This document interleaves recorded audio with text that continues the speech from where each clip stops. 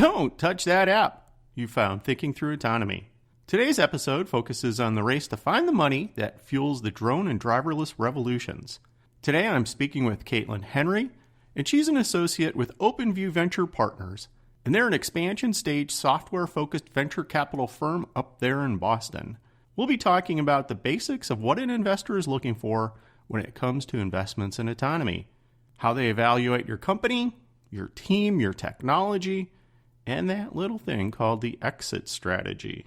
OpenView has a unique business model that features partnership between the investor and the company. They don't have a fund it and run and then exit strategy. They're in it for the long haul. She's on the investment team bringing deals into this pipeline. Formerly, Kaitlyn was at Amazon and worked on machine learning projects in Amazon's worldwide consumer engagement team. This episode was recorded September 23, 2019. And by means of that dreaded disclosure, neither this podcast nor its parent company has any financial ties to OpenView. They don't invest in us and we don't invest in them. We are just happy having a podcast and we're not looking for money to start a network. Welcome to Thinking Through Autonomy, a podcast to help you understand the promise and impact of autonomous land and air vehicles in our world. I'm Ken Dunlap, Managing Partner of Catalyst Go, taking you on this journey. Hear and read more at thinkingthroughautonomy.com. Now it's time to take your hands off the wheel, foot off the pedal, hand off that throttle, and let's go. Kaitlyn, welcome to Thinking Through Autonomy. Hi, Ken. Thanks for having me. Well, let me just say, you have this absolutely fabulous resume. It not only spans investing across really some of the hottest markets in tech, but also includes the stint at Amazon where you oversaw their portfolio and machine learning. And, right before the show, we were talking that, if I was a lazy host, I would just sit there and ask you, hey, tell us about yourself, Kaitlyn, and throw you a softball, but I don't want to be that host. So I want to play a quick word association game so that our listeners can kind of get a better feel for who you are. And, if it doesn't work out, I'll talk to Aaron, the producer, and we'll just remove any traces of it from the final broadcast. You on with that? I'm all for it. Let's do it. Okay. First words, San Luis Obispo. Climbing Bishop Peak. Cal Poly. Learn by doing. Innovation Quest. Ooh, a lot of hard work. You're going to like this next one. Spot Drop. Oh boy, even more hard work. Surfing. Stood up twice. Amazon. Now wait, you may have a disclosure that says you can't answer this. Amazon. Great place to work. Machine learning. A lot of hype, but a lot of really incredible stuff as well. AI. Definitely hype. OpenView. Fantastic place to work and to build a company. So Kaitlyn, I opened the show with a really brief description of OpenView, but I'd like to dive into the OpenView business model a little bit because I think it's rather unique among the investment community. So the firm seems to view itself as a partner rather than just an investor.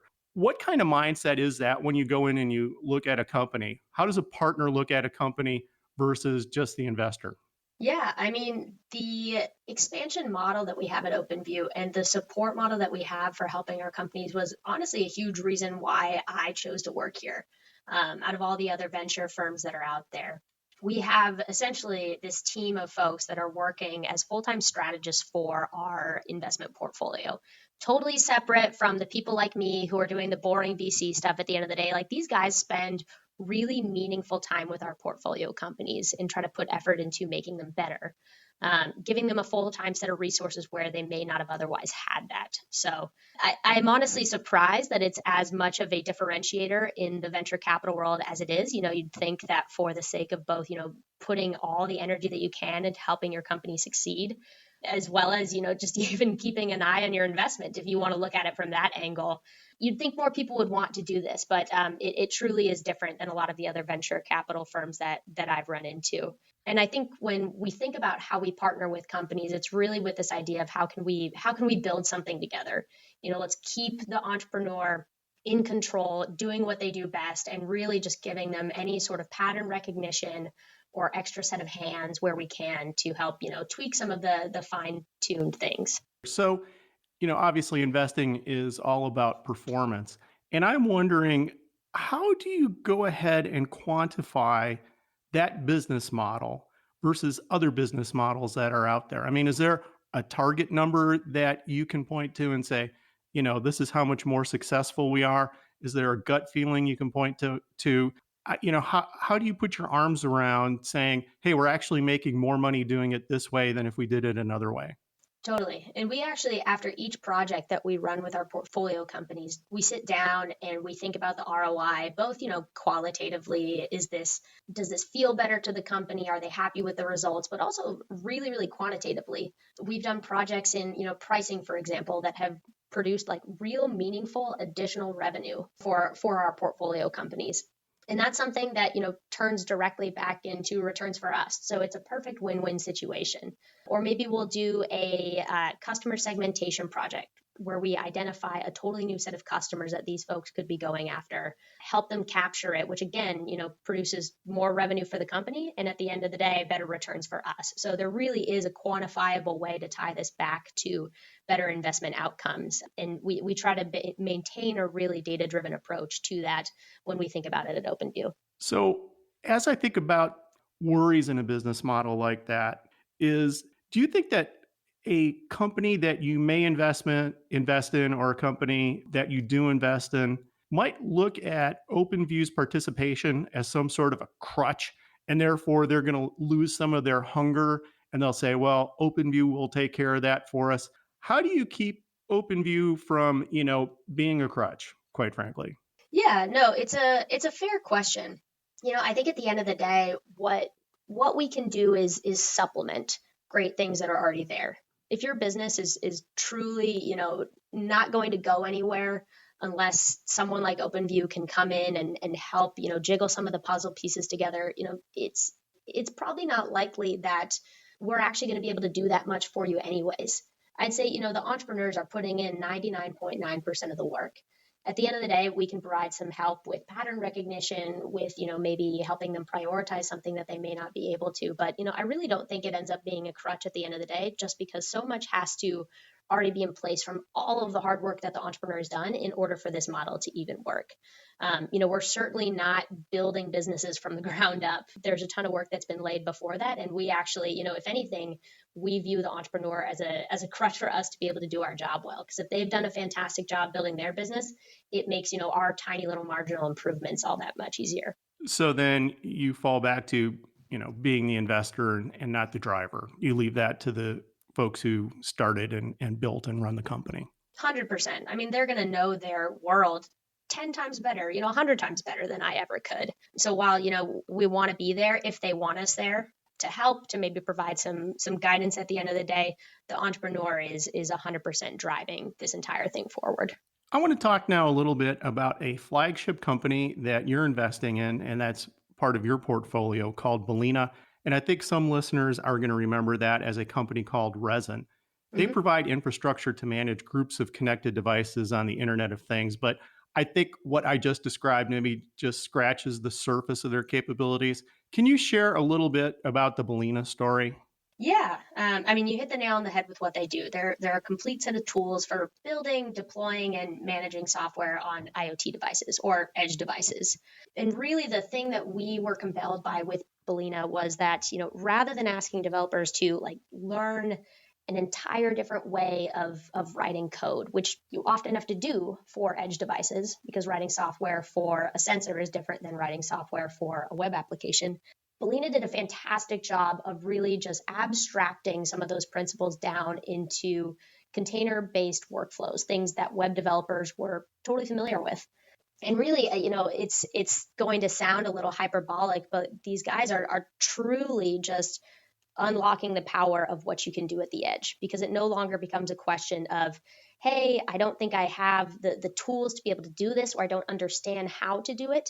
Now you can truly, with a pretty basic set of web development skills, can write something for the edge, can make an idea that you had for an IoT device come to life. And I think that's what we found super powerful about the Belina story. How did you find them? They've got this compelling story. I mean, Did they just cold call you? Were they in a pitch competition? Actually, I mean, I know that they were an existing company, but how do you go about finding, these flagship companies that you want to feature in your portfolio? We actually built the relationship with Belina over a number of years, far before my time at OpenView.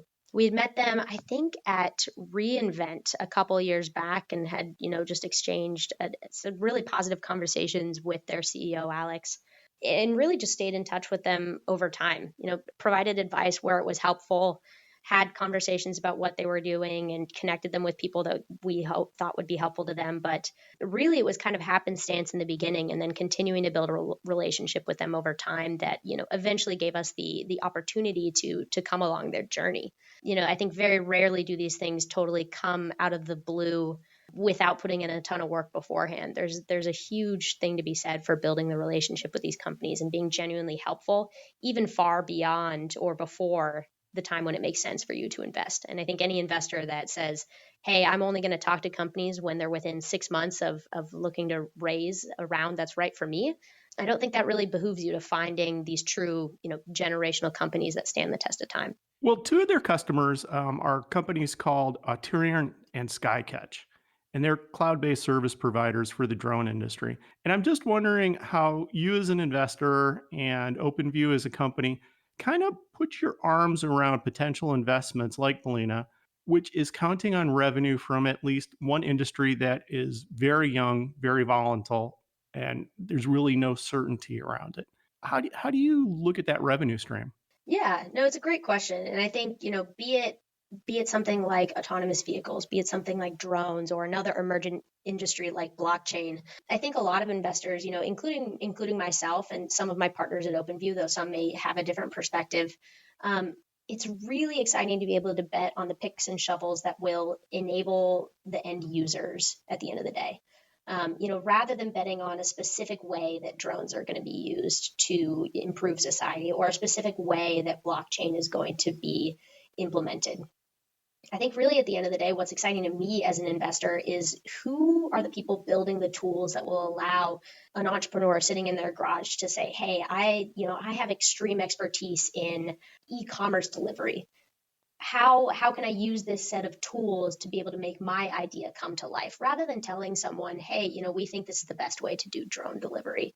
So really, I think betting on the picks and shovels at the end of the day, I think that's where we both hedge our bets as investors to say, we're not going to bet on one specific application that could go up or down. We're going to bet on the technology as a whole. And allow people with the expertise in a particular domain to really be able to build out what they think is right. Let's just step back just a little bit. And I want to go through maybe the mechanics of working with you or a person like you or a firm like OpenView. And I'm kind of wondering when you sit down with the key partners and the associates and everyone in your firm, how do you start the process of identifying a company or a market segment that you might have an interest in? What kind of defines interest within regards to the portfolio we're offering versus interest because personally I find it interesting? Yeah, no, it's a great question. And I think investors are always naturally going to be drawn to technologies or industries that they have experience in and understand a little bit more. From my time in the machine learning world at Amazon, even though it was brief, I find myself really drawn to a lot of machine learning tools because I worked on a team that was trying to build out models.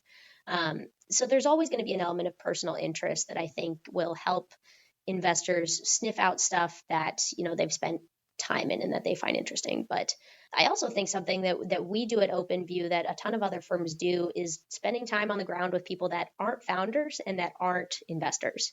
If I go talk to the CMO at GitHub, what are her most pressing problems? What are the things that don't exist right now that she really wants to be out there? Or, with Spot Drop, for example, when we were working in the vineyard irrigation world, I spent a ton of time talking to vineyard managers and farmers, not talking to people that were building solutions for those folks, but really asking the people on the ground, the end users at the end of the day, what do you want that doesn't exist yet? And that honestly, those conversations for me drive a lot more of where I want to spend my time than perhaps kind of, what you may be hearing about, in buzz in a certain industry or just what other investors are talking about. I really try to just hone in on the end user at the end of the day who has a much more acute understanding of their problem than I do and try to go out and find people that are solving those problems. Sure. So let's say I am lucky enough to get a couple minutes in the Shark Tank and you're there, you're one of the judges. What's the pitch in autonomous technology that will hold your interest for more than a couple pages? What's the secret sauce where, say, 1 minute into a pitch, if you have interest or you don't, and specifically, with autonomous vehicles, because this is thinking through autonomy. Yeah. I guess I'll caveat that a little bit by saying that, investors are certainly not a homogenous group. I think a lot of people want us to be. They want to say, what do VCs look for at the end of the day? But in reality, it's going to be super different from group to group. So, while I may be super interested in, developer tools for autonomous vehicles or software and the analytics side of things, I've got a friend, here in Boston who he thinks really fundamentally that there's going to be one core hardware winner at the end of the day who will be responsible for every sensor on every autonomous vehicle for the foreseeable future. That's a super attractive opportunity. It's not something that I'm personally interested in, but obviously that's something that's going to produce fantastic returns for whoever goes in to that opportunity. So I'll punt the question a little bit by saying I think people are going to be really different in what they look for, and as a founder, the thing that I can would encourage you to do is really spend as much time as you can getting to know the firm, understanding when they're trying to exit companies, what types of things they've invested in the past, to really get a sense of what messages, more qualitatively will resonate with them. I think that one thing that all of the investors I've talked to have in common, especially when it comes to emerging technologies, is what's going to hold our interest at the end of the day is really the CEO and the founding team. You're making a ton of bets at the beginning of an emerging technology, be it autonomous vehicles or anything else. I'm going to do as much as I can to diligence a few fail safes on the back end, things like market size, regulation, various things like that. But at the end of the day, I'm accepting that there's going to be a pretty big storm to weather. And if I meet someone that I can look at and say, I really think you're the one that when this all goes south, you'll find a way out of it. That's, going to be more compelling than anything else. And I think it becomes especially important in emerging markets when there's quite frankly just not as much data to go off of. So you mentioned teams, you mentioned leadership. Let's just talk a little bit about that because there's this incredibly fascinating article in the New York Times on September 22nd. And it essentially talks about the lifespan of a university education in tech. And if I read it correctly, it says that within about 10 years of leaving school, somebody's education is obsolete. So what I'm wondering is, does that mean that when you take a look at a company and you look at their engineers and you look at their team, and if you see a team that's filled with recent college graduates, that gets more attention from the investment community than, say, a team filled with 30 somethings? And I just hope I don't have a bunch of millennials jumping out of windows right now. No, I think it's a really fair question. And, being part of a millennial generation myself, I'm sure it's tempting for me as an investor to single out people that look and feel and talk like me. So I try really as much as I can to take a step back, be data driven where possible. Actually, at OpenView, we just put out this SaaS benchmarks report where we looked at a ton of different characteristics of public companies. And one of the things that we found was that companies with founders over the age of 30 were actually producing a significantly higher median growth rate than companies with founders that are under the age of 30. So there's data to back up that experience means something. And I think, from a more qualitative standpoint, even in my time at Amazon, I found that there was a ton of value in having both younger folks and more experienced folks at the table. There's just certain lessons that you can't learn in a university setting, no matter what. Experience is the only thing that can teach you a ton of different things about the world. So having people that have gone through that, I think, is really, really important. And I learned a ton from my peers at Amazon that had been around the e-commerce world far longer than I had. But at the same time, I also had a set of lessons to teach them, whether it be about, a specific technology that I learned about in school, or trends that I resonated with a little bit more than they did. I actually think that dialogue is more important than anything else. So I would actually, as an investor, find a ton of conviction behind a team that had both greener folks as well as more experienced folks than one that biased too heavily towards one or the other. Which makes me wonder, Kaitlyn, what do you think about, I'm going to refer to them as gray hair startups. You have people, maybe starting a second career, maybe people who are entering their retirement who have this lifetime of experience and they say, here's the idea that only if my company would have paid attention to, you know, X years ago, we would have made a fortune. Do you see examples of successful gray hair startups, or is that really not something that really has a high probability of success? Oh my gosh, there's tons of gray haired startups that are incredibly successful. Again, just because these are the folks that usually at the end of the day have the most experience, hopefully, with the customer problem. I'm stretching for exact facts and figures out of my head, but again, if the benchmark report that we put out was anywhere near of an indication, I would imagine that as you get a little bit older down the line and just have seen a few more things, you're actually going to produce better returns. So I think that there's a ton of success in these sort of call it gray haired, call it more experience, whatever you want to say, startups, mainly just because they've probably seen this problem firsthand, versus just speculating about it in a classroom or in sort of a more distant setting. Which maybe brings me back to a question about the beginning of the process. When you sit down with a company, at what point do you have an exit strategy formulated for them and really formulated for your money? Is that something where you have it figured out on the ground floor, or does the exit strategy become something that you maybe grow into as you understand your relationship between your investors, your company, and really making a profit for your company? Yeah, there's certainly a difference between having an exit strategy and having your exit strategy be what actually happens at the end of the day. No relationship between the two? Little to no sometimes. Okay, well, all right. But I think what we try, exit of course has to be something that we discuss early on in the investment. At the end of the day, a venture capital firm's job is to make returns on behalf of its limited partners. I think that's a super important thing for entrepreneurs to remember. VCs are fantastic people at the end of the day, but remember that their incentives, while aligned with yours, if it is to grow your company, they do have a responsibility to their limited partners at the end of the day, and they're going to be framing the investment around that. So I think the biggest things that we try to do is just, discuss what type of company the entrepreneur wants to build. Do you want to build a generational software company? Do you want to IPO? Because not every company does. Some people want to, grow the company for 3 years, 5 years, and then exit at a fantastic valuation to a strategic partner. And that's great. There's a ton of ways that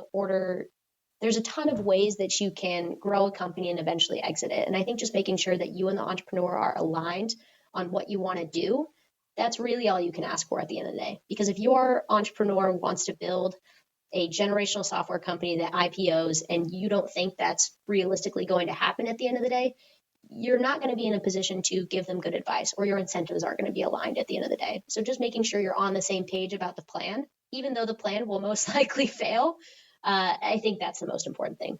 And is that also another way of saying there's no hard and fast rules that say, well, I've made 10 times my initial investment, it's time to go? 100%. You are very much as an investor making calls in real time about what the best thing is to do. Especially as your companies grow, they may get multiple acquisition offers, and you're going to have to go through that with the entrepreneur in real time, saying, all right, do we think that this is good enough for you, the entrepreneur, and what you want? Do we think we can go further, or do we really think that this is, the point where we should all decide to wrap this up in an exit to a strategic or something like that? So it's very much an ongoing conversation, and it evolves as the market evolves and as the company grows. Let's just transition back a little bit to a subject we spoke about in bits and pieces through the first part of this conversation, and that's the whole topic of autonomy. And I'm wondering generally, what do you think, where are the investment opportunities in driverless cars and drones and robotics, especially when these are just, emergent technologies to say the least? Yeah. Honestly, I am currently thinking about these markets in a super similar way to the way that I thought about the Belina investment, and the IoT market in general. I think something that really stood out to me about that investment process was that when we went and looked at, top-down analyst reports on the industry, I feel like I've been hearing hype forever about how IoT and connected devices are going to change my life. And what we found, the super interesting trend, that each year a report would come out and it would have to significantly cut down their estimate on the market size from the year before. So while I had felt a lot of buzz around this emerging IoT technology, there was something that wasn't quite matching up about the data. And so I really tried to dive in and get a sense of where dollars were actually flowing and when that actually was turning into an actionable project versus just something that we like to talk about. And we based a lot of our ideas around the Belina investment off of what that trigger point was, and when you started actually seeing projects come to life. And so I think as I think about this larger world of autonomous vehicles, of drones, of anything like that, it's difficult to say where things are going to be the most successful. But the way I've been trying to think about it now is understand what the biggest sticking points are. What are the things that are the reason drones, which we have all, heard the hype that this is going to change our lives for the better.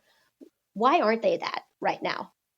And where do they have the most opportunity to be that? Is that specific to a particular product or a specific geography? Really trying to hone in on those sticking points, I think, is what's been driving my investment thesis at the end of the day. So let's maybe just hit drones just a little bit since you brought it up. There are those within the drone industry that point the finger at the federal government and to a lesser degree at municipalities, saying, if it wasn't for these regulations, if it wasn't for these lack of regulations, if it wasn't for the lack of guidance, we would have this blossoming drone industry and Amazon would be dropping off packages at your front door. Is that maybe too convenient of finger pointing, do you think?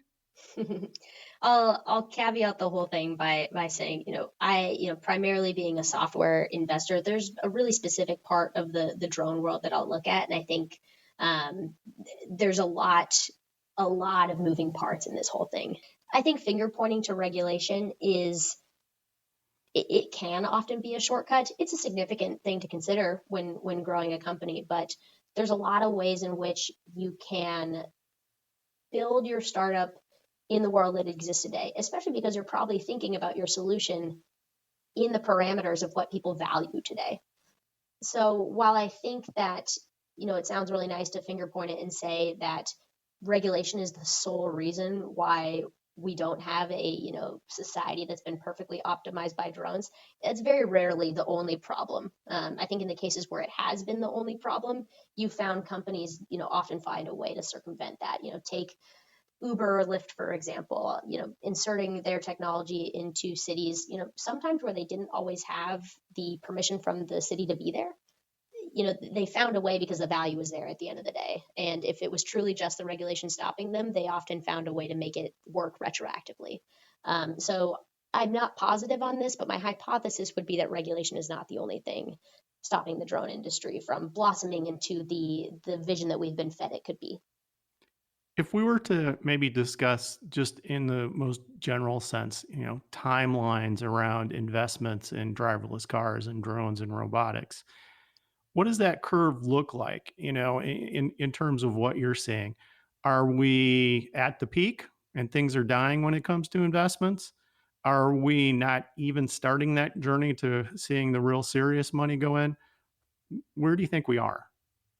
So it's interesting. If you look at the data for, I believe this is investments in drones specifically. You've got a couple of years back in which the investment amount, call it close to 10x. It's some crazy spike like that. So you have, fairly steady investment for a while.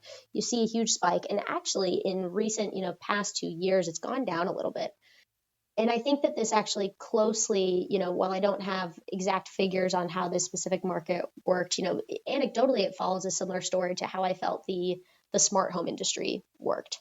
There was this whole wave of products that came out for the smart home that were being built simply because we had the technology to build them. There wasn't a lot of thought put behind the end application of of whether or not that's useful and who that provides value to at the end of the day.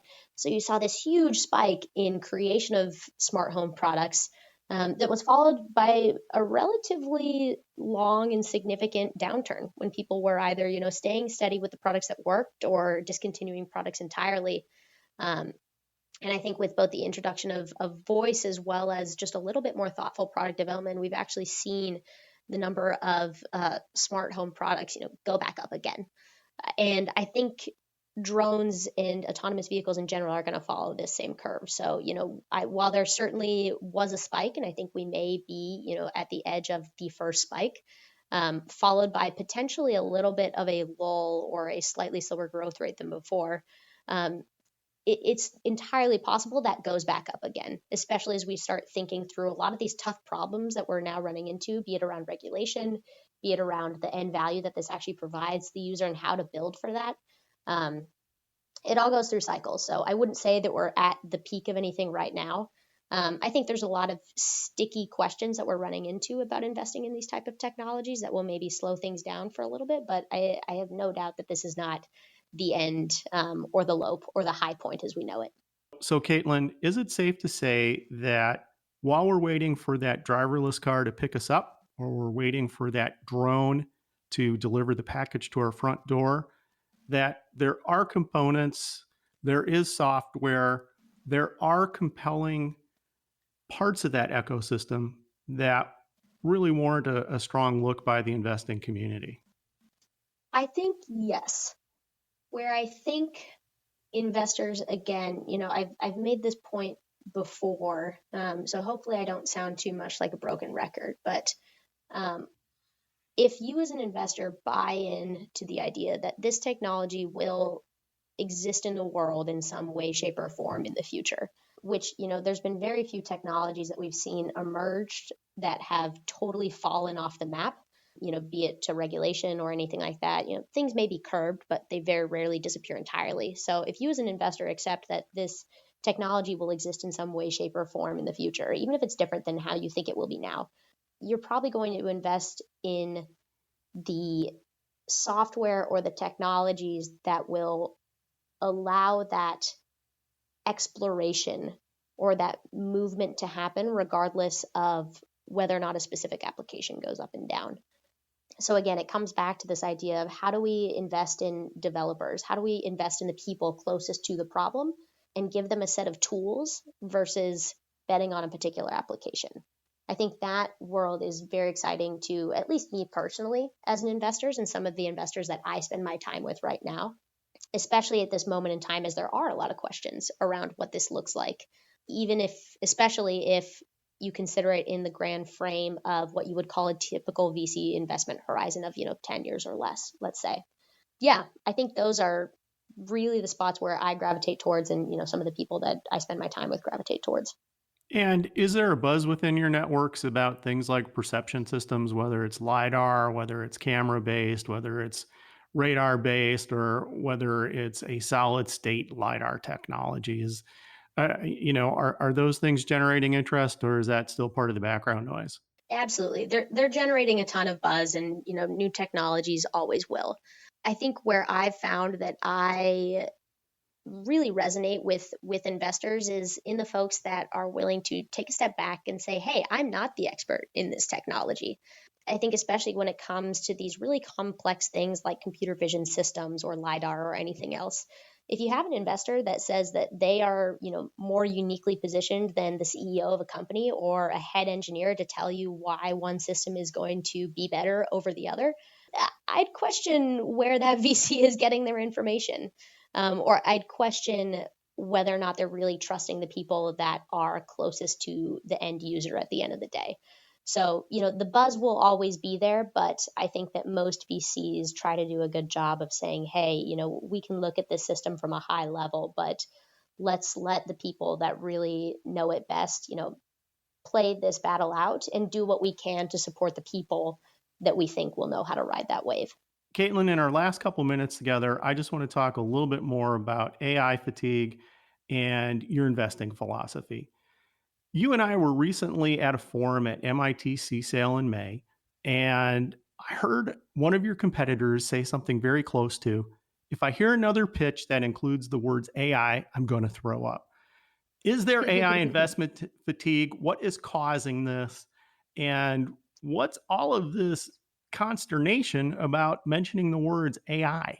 Yeah, I can't say I totally disagree with that sentiment, but really, at the end of the day, I'm a big believer in the power of shared language.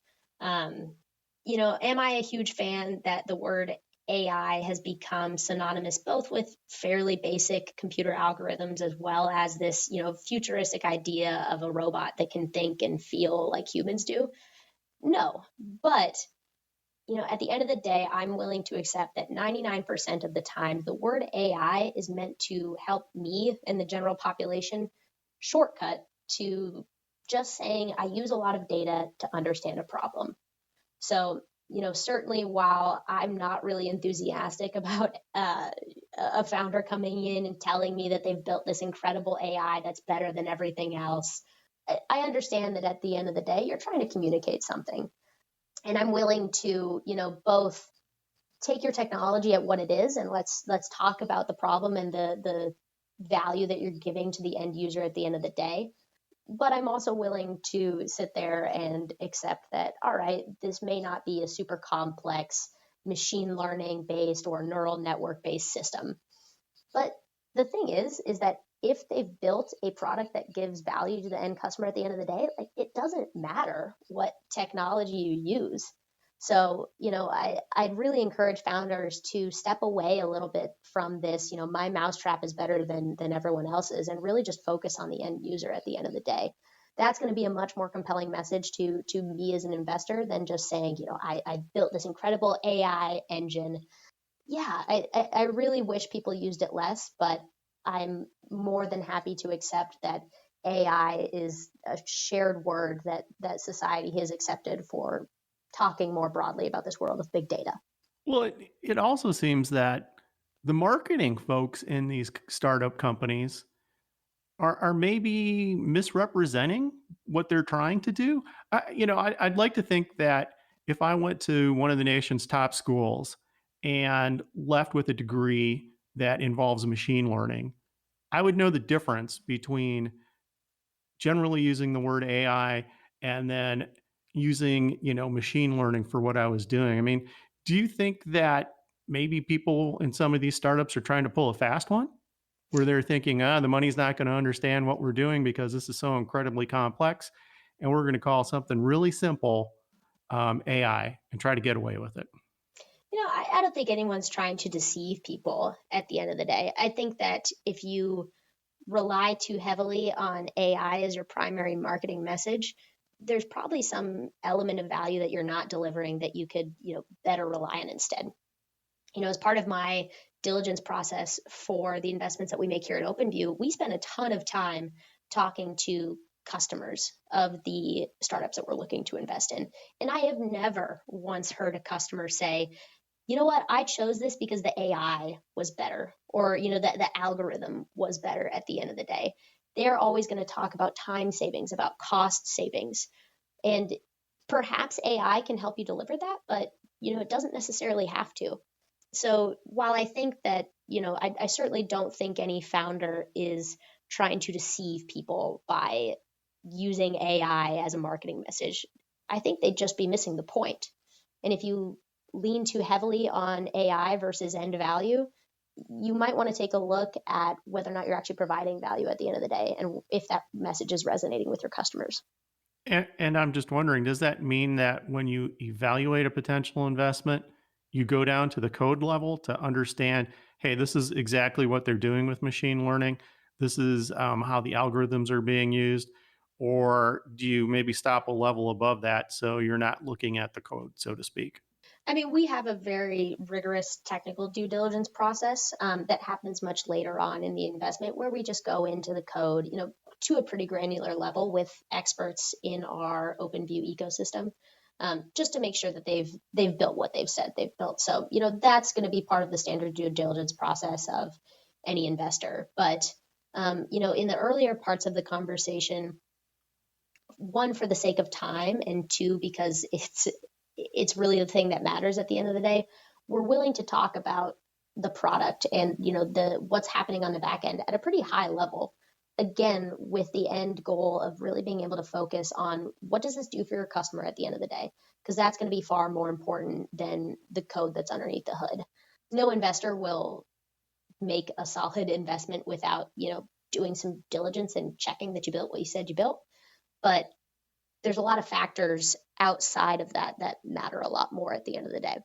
Well, stepping back now just for a little bit, you are an East Coast venture capitalist who happened to start on the West Coast in Silicon Valley. And I am just wondering about this West to East migration of yours. Do you find a difference in the investing philosophies between the coasts? Is there, I'll call it an East Coast personality versus a West Coast personality? Or is the investment community now pretty homogenous in how they approach investments? Yeah, I think when I made the jump from West to East Coast, I was also making the jump from startups and from operations to investing. So I actually haven't been an investor on the West Coast, but I think in my time being on both sides of the table and then making that geographic transition, I definitely have noticed a trend that I think East Coast investors are just a little bit more pragmatic in their approach, which could be a double-sided coin. I think you may find people that say, hey, East Coast investors may not take as big of a risk, which I actually don't think is true. I've seen plenty of East Coast investors that take pretty heavy risks, especially at the early stages of a company. But at the end of the day, yeah, I think we are a little bit more pragmatic than a West Coast investor. I think that pragmatism, though, usually ends up being attractive to a founder at the end of the day. Not always, but this is part of the matchmaking process of finding an investor that works for you and believes in the same things that you believe in. But I've actually had a number of founders that come to me and say, hey, we're looking exclusively at East Coast investors, or we're straying away from Bay Area investors because they may be pushing this growth at all cost mindset. They may not be thinking as realistically about the future and what that may be. And I think founders have often seen that firsthand, that East Coast investors will be a little bit more realistic there. So there's certainly a personality difference.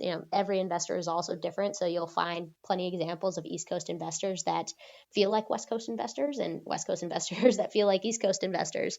But the difference is there at the end of the day. And I think it just breeds slightly different approaches and attracts different entrepreneurs at the end of the day.